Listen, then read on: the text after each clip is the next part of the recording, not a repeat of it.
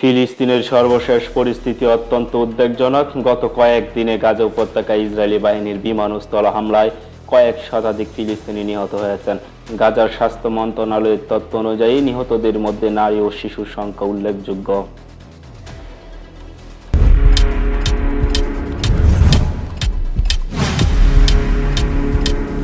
Israeli সামরিক বাহিনী জানিয়েছে হামাস যোদ্ধাদের লক্ষ্য করে এই অভিযান চালানো হচ্ছে। অন্যদিকে হামাস দাবি করছে তারা ইসরায়েলি আগ্রাসনের প্রতিক্রিয়ায় রকেট হামলা চালাচ্ছে। গাজা থেকে তেল আবিব সহ ইসরায়েলের বিভিন্ন শহরে রকেট নিক্ষেপ করা হয়েছে, যার ফলে উভয় পক্ষের মধ্যে সংঘর্ষ বেড়েছে। এই সংঘর্ষের ফলে গাজায় মানবিক সংকট তীব্রতর হচ্ছে। বহু মানুষ ঘরবাড়ি হারিয়ে আশ্রয়হীন অবস্থায় দিন কাটাচ্ছে। আন্তর্জাতিক সম্প্রদায় দ্রুত সংঘর্ষ বন্ধ করে মানবিক সহায়তা পৌঁছানোর আহ্বান জানিয়েছে।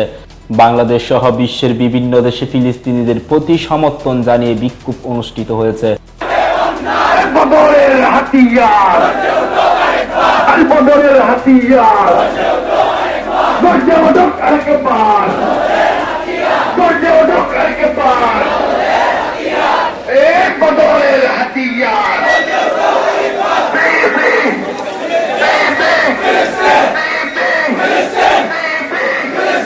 ঢাকার বাইতুল মোকাররম মসজিদের সামনে বিক্ষোভকারীরা ফিলিস্তিনিদের প্রতি সংহতি প্রকাশ করেছেন এবং ইসরায়েলের হামলার নিন্দা জানিয়েছেন।